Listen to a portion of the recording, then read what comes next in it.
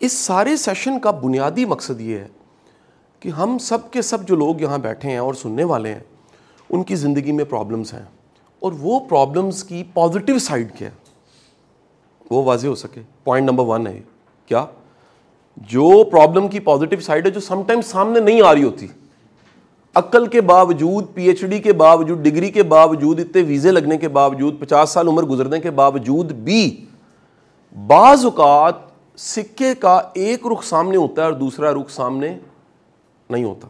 हमारी जो ईगो है ना, ऐसा क्यों नहीं होता ये मैं बताने लगा हूं। हमारी जो ईगो है ना, वो ईगो के साथ एक प्रॉब्लम है जी। ईगो के साथ होता ये है कि ईगो कहीं ना कहीं ये अजम्पशन दे देती है कि अगर आपने इतना कुछ किया हुआ, इतने पढ़े लिखे आप हैं और इतनी दुनिया फॉलोअर है, इतनी मोहब्बत करती है और इतनी फैमिली है और इतना सारा कुछ अचीव कर लिया, तो ऐसे कैसे हो सकता है कि जो प्रॉब्लम है उसके बारे में जो मैं जानता हूं वो मुकम्मल ना हो। मैं रिपीट कर रहा हूं, मैंने मुश्किल बात शुरू में कर दी आज। हमारी ईगो हमारे अपने ही आप को ये कहती है कि तुम्हें जो कुछ पता है वो काफ़ी है और इससे ज़्यादा पता नहीं होना चाहिए। लेकिन बाज़ औक़ात हम जिस सिचुएशन में होते हैं उस सिचुएशन का एक मुस्बत रुख, पॉजिटिव साइड ऑफ एक सिक्के की दूसरी साइड, वो हमें पता नहीं होती। क्यों नहीं पता होती? Because of our ego. बड़े बड़े स्टक लोग मैंने देखे हैं, बड़े बड़े लोग हैं, यकीन कीजिए, मैं खुद उसमें शामिल हूं। कह लीजिए बंदा जब स्टक होता है ना, स्टक होने के बाद लाशौरी तौर पे ईगो साथ ही आती है और ईगो आके कहती है कि यार तुम तो पहले ही माशाल्लाह इतने पढ़े लिखे हो, लिहाजा जो तुम कर रहे हो, जो तुम्हारी स्ट्रेटेजी, इट्स इनफ। देखिए बंदा करता वही जितना पता है, चलता वही है जितना रास्ता है। मेरे जुमलों पे गौर कीजिएगा जरा, चलता उतना ही जितना रास्ता है। वो रास्ता जो दिख ही नहीं रहा, और क्यों नहीं दिख रहा, मेरे जितने लेक्चर ईगो पे हैं ना, उसमें एक जुमला सब लेक्चर्स में कॉमन मिलेगा, ईगो अंधापन पैदा करती है। और अंधापन आंखों का नहीं है, अंधापन आपके अपने ही सामने जो चीज पड़ी हुई है, जिस रास्ते पे चलें तो मसला हल हो सकता है, वो नहीं दिखाएगी, सब कुछ दिखाएगी आपको। मैं मिसाल देता हूं ना जी, फर्ज करें कि एक बंदा है जिसने एमफिल कर लिया। अब एमफिल करने के बाद उसको एक जॉब मिल गई है जो ग्रेड 17 की है जी, 17th ग्रेड है जी, और उसमें पावर भी है कुछ, और उसके साथ कुछ पर्क्स भी मिल गए, गाड़ी मिल गई है, कुछ एटसेट्रा, कुछ आसानियाँ मिल गई हैं, सैलरी भी मिल रही है जी, पैसे भी आने शुरू हो गए, और एक आइडेंटिटी भी नई बन गई है। तो होता ये है कि हमारी ये सारी चीज़ें जो ये हैं, ये जो चीज़ बनाएंगी वो एक ईगो है। ईगो की एक पॉजिटिव साइड है जो कि होनी चाहिए, जिससे सेल्फ स्टीम बनती है। ईगो की ही एक नेगेटिव साइड है जो मतलब 17वें ग्रेड वाले को लगेगा मैं ही सब कुछ हूं। जाए जरा एसएचओ के पास अभी किसी थाने में, वो जब आपको डील करेगा ना, आपको डर लगेगा, लगेगा आईजी है। छोड़े एसएचओ तो बड़ी चीज होती, बाहर जो खड़ा एक कांस्टेबल है ना, वो थाने में एंटर नहीं होने देगा आपको। ये मेरे साथ कई दफा हुआ है कि अगला पहचान गया है और फील करवा रहा है, मैं नहीं जानता वो क्यों फील करवा, उसकी ईगो कह रही है उसको, और फिर वो कहता है अच्छा अच्छा अच्छा, हमें कॉल आई हुई थी, हाँ जी अंदर से, आप जाएं, और पीछे से आवाज आ रही होगी, देखा मैं किंज रोक के। ये है ह्यूमन साइकी। क्यों है? ईगो। तो हम कहते हैं ईगो शायद ना 22वें ग्रेड वाले के पास, प्राइम मिनिस्टर के पास, चीफ मिनिस्टर, जो बड़े बड़े ओहदों के पास होती। सर जी एक छोटा सा एक क्लर्क नहीं मान, एक वर्दी वाला कांस्टेबल नहीं मान, ईगो हर एक की है। तो उस ईगो की एक पॉजिटिव साइड है जिसको आप कहते हैं, जो कि एग्जिस्टेंस के लिए जरूरी है। आप हैं ही नहीं, यानी आपका वजूद का जो होना है, एक पॉजिटिव साइड ऑफ, एक नेगेटिव साइड ऑफ ईगो है। It's a assumption about your self, about your image, about your being, which is not true. Like आपको लगेगा कि मैंने क़यामत तक रहना है। आपको पता है जैसे ही आपको किसी की मौत पता लगती है ना, तो पहला आप सवाल, यार कैसे फौत हुआ? ऐसा होता कि नहीं होता? क्यों होता है? कभी गौर किया क्यों? ये सवाल हर एक का, वो किंज फौत हो गया यार, तो चंगा भला सी, वो किस तरह फौत हो गया? असल में हमारी जात का वो हिस्सा डिनायल को दिखाता है, हमें लगता है हमने नहीं मरना। तो हम वो जो हैरत है ना, उस ईगो के एक्सप्रेशन में आती है कि अच्छा वो फौत हो गया, वो कैसे फौत हो गया? हम फिर अपने आप को बताना चाहते हैं कि यार अच्छा उस तरह मैं तो नहीं हुआ ना। मैं समझा पाया हूं? हमारी ईगो सबसे पहला काम ये करती है, प्रॉब्लम के होते हुए, मसले के होते हुए, सॉल्यूशन को हाइड कर देती है। इसलिए मेरा जुमला सुन लीजिएगा कि द मोर ईगो, अगर ईगो ज्यादा है उतना ज्यादा प्रॉब्लम का साइज बड़ा हो जाएगा, उतने ज्यादा सॉल्यूशंस क्या होंगे, कम होंगे।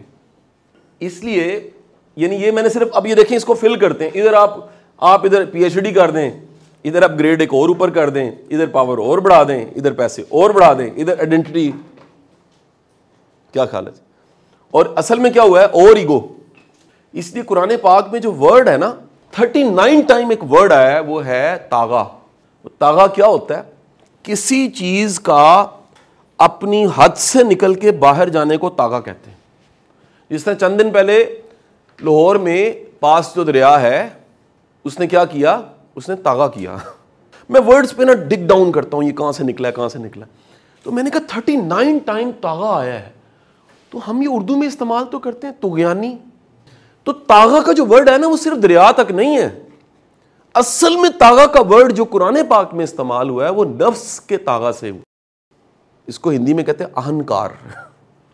अगर आप फिल्में देखते हैं ना तो उसमें आता है जनाब वो अक्षय खन्ना की एंट्री, तो वो क्या है, वो जो गाड़ी से जब उतरता है और म्यूजिक चल रहा है और आगे डांस हो रहा है और उसको पग पहनानी है उन्होंने, यही है ना। वो जो है ना अहंकार है, अपनी औकात से थोड़ा सा ऊपर दिखना। सर जब आप एंटर होते हैं और सलूट हो रहे हो, दरवाजे खुल रहे हो, आए आए वेलकम वेलकम हो रहा हो, सर बंदे की क्या चीज बड़ी होती है, बंदे का वजन नहीं बढ़ता, ना ना ना ना अहंकार, ये अहंकार है आपकी। ये आपके अंदर एक ब्लाइंडनेस पैदा करती है, जिस ब्लाइंडनेस की वजह से प्रॉब्लम का सॉल्यूशन नहीं दिखता। मैं ये अभी एक ऑब्जेक्टिव पे हैं हम, मैंने जो पूरी बात की है 15 मिनट में, मैं उसको अगले 2 मिनट में दोहरा दूंगा प्लीज। मैंने बात ये की है कि आपकी प्रॉब्लम आने के बाद प्रॉब्लम का सॉल्यूशन सम टाइम पास पड़ा होता, या प्रॉब्लम का सॉल्यूशन आप किसी मुखलिस बंदे को और रेलेवेंट बंदे को मिलते हो, वो कहता है यार यूं से यूं कर ले मसला हल हो जाएगा, और हल हो जाता है। आप कहते हैं यार मेरा एमफिल, मेरा 17वां ग्रेड, मेरी पावर, मेरा सारा कुछ होने के बावजूद मेरे पास ये बात क्यों नहीं आ रही थी। तो वो पता लगेगा जी उसकी रीजन क्या थी, ईगो थी।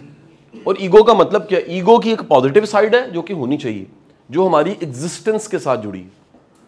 ये नफ्स वो है जो हम जाते हैं तो तब खत्म हो जाता है, हम मैयत बन जाते हैं। ये हमारे आखिरी सांस तक एक ईगो की साइड ऐसी है जो हमारी एग्जिस्टेंस को इंश्योर करती है, वो होनी चाहिए, कोई हर्ज नहीं है कि मैं हूं, जिसकी वजह से एक मैं वर्ड कहता हूं सर्टिवनेस होनी चाहिए कि आप किसी गलत को गलत कह सके, रोक सकें कि मैं हूं यार। लेकिन एक है कि आपकी ईगो की वो साइड जो कि नेगेटिव साइड है, वो क्या करती है, वो आप ही के ज़हन में आपके बारे में एक अजम्पशन क्रिएट करती है, जिस अजम्पशन के नतीजे में कुछ एक्सप्रेशंस आते हैं, आपको फील होगा कि मुझे सारा कुछ पता। नंबर 1। नंबर 2 आपको लगेगा सबसे ज्यादा मोतबर मैं हूं। नंबर 3 आपको लगेगा कि यार ये सर ने सेशन शुरू कर दिया, सर ने मेरा नाम क्यों नहीं लिया। ये मेरे साथ होता है कई दफा। मैं एक लेक्चर देने चला गया, जिसने मुझे बुलाया हुआ था, होस्ट था, वो बार बार पास आए और बात करने की कोशिश, मैं तकरीर कर रहा हूं तो चिट भी लेकर आए। मैंने कहा हाँ जी, कहना मेरा शुक्रिया नहीं अदा किया तुसी। ईगो वाले बंदे को जो सबसे उसको बड़ी बीमारी पड़ी होती है वो ईगो मसाज कराने की बीमारी पड़ी होती है। और ईगो मसाज तब होता है जब आपके गलत को भी सही कहा जाए, जब आपकी हर चीज़ में तारीफ की जाए, जब आपके साथ बड़े बड़े अलकाबात लगाए जाएं, ठीक है जी, जब आपको ना इंसल्ट से नफरत हो, फीडबैक से नफरत हो। ये बंदा जो ईगो वाला है ना, ये फीडबैक नहीं ले सकेगा। इसको फीडबैक देंगे माइंड अव्वल तो पास ही नहीं आएगा ना। किसी ने बड़ी शानदार बात कही है, किसी ब्यूरोक्रेट ने कही थी, उसने कहा यार कहीं अफसर ना ऐसे हाथ थोड़ा सा मिलाते हैं, ऐसे करके गले मिलेंगे, ऐसे आप थोड़ा सा हाथ करेंगे आगे, वो ज़्यादा नहीं आ गया ना। वो किसी ने बड़ी अदबी सी बात की, लिटरेरी सी बात की। उसने कहा बदबूदार बंदे को पता होता है पास आया तो बदबू आ जाएगी। वो बदबू ईगो की बदबू होती है, वो बगलों की बदबू नहीं होती, वो जुराबों की बदबू नहीं होती, वो जिस्म की बदबू नहीं होती, वो तकब्बुर की बदबू होती है, जिसको अल्लाह ने कहा है कि राई के दाने के बराबर भी अगर तुम में है, तुम जन्नत की खुशबू को नहीं सूंघ सकते। यानी this is the sign that कहते असी खाना पकाया है तुसी बिरयानी खाओगे, अगला कह रहा है पकाया है सूंघ भी नहीं सकते।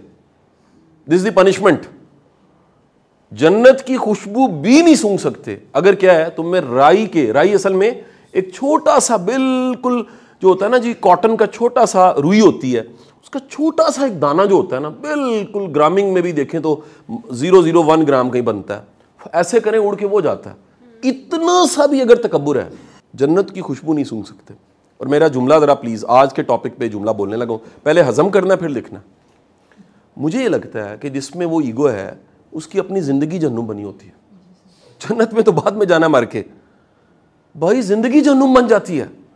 सो प्रॉब्लम्स को, उसका ये एस्पेक्ट, हमारा मेन ऑब्जेक्टिव आज के दिन इकट्ठे होने का, सुबह सुबह ही हमने बता दिया कि आपकी जिंदगी में जो भी प्रॉब्लम है, मेरी प्रॉब्लम है, आपकी है, सारे जो 40-50 लोग, सबकी जो भी प्रॉब्लम है, और ऑनलाइन जितने हैं सबकी जो भी प्रॉब्लम है, उस प्रॉब्लम का हमारे सामने सम टाइम, मैंने ऑलवेज नहीं कहा, सम टाइम, बल्कि ये कह दूं most of the time, solution इसलिए नहीं आ रहा होता बिकॉज लाशऊरी तौर पे हमारी ईगो, जो कि बनती किससे है मैंने बता दिया। आपको मैं एक और बात बता दूं, हर वो शख्स, वालिद या वालदा, जो बच्चों को सिर्फ लाड प्यार दे रहा है, ना नहीं करता, तैयार हो जाए शामत आने वाली उसकी जिंदगी में, उसके बच्चे की जिद वो ईगो है बेसिकली। ये जितने करैक्टर्स है ना, जज के बच्चे ने 2 बच्चियों को रोन दिया, ये जितने करैक्टर्स आपको मिलेंगे ना यंग लोगों के, कि कॉलेज का प्रिंसिपल है, उसका बेटा पार्टी में गया है, लड़ाई हुई है और फायरिंग हुई है और बंदा मर गया, ये सब के सब करैक्टर्स में आपको एक चीज सिमिलर मिलेगी। क्या मिलेगी? जिद। ये सारे करैक्टर्स में कॉमन जो चीज है उनका बचपन है, और उस बचपन में नो नहीं होती। हाय मेरा बेटा, हाय मेरा शहजादा, जो कह दिया मुंह से पूरा कर देना है। खुदा के लिए अपने बच्चों को नो कहें। अब वो I am sorry, I can't afford, बेटे नहीं हो सकता। अच्छा समझे, अल्लाह वालों ये हालात है वजह मिले ना। मिडिल क्लास बच्चों को तो मसाइल ही बड़े होते हैं ना, हम तो अनोखे लाडले होते हैं, और खेलने को क्या मांगते हैं? चांद। तो माँ प्यो कहते हैं पुत्र अफोर्ड ही नहीं कर सकते। लेकिन फर्ज करें अफोर्ड कर सकते हैं आप, और आप नो नहीं कहते, आप नो नहीं कहते बच्चों को कि सॉरी ये नहीं हो सकता, और ये आदत नहीं डालते उनके कानों को सुनने की। तो जब वो मैरिड होते हैं ना, तो सबसे वर्स्ट हस्बैंड वो है जो बचपन में लाडला बच्चा है। इसलिए मैं बेटियों को कहता हूं शादी करने से पहले उस लड़की या लड़के से, लड़के को भी कहता हूं, शादी करने से पहले उसका बचपन थोड़ा सा जरा टाइम दें, समझें। और किसी जगह जाके ना, वो जो है ना वो मूवी 3 इडियट्स, तो उसमें वो केचप को, चटनी को उसके बूट पे गिरा देता है।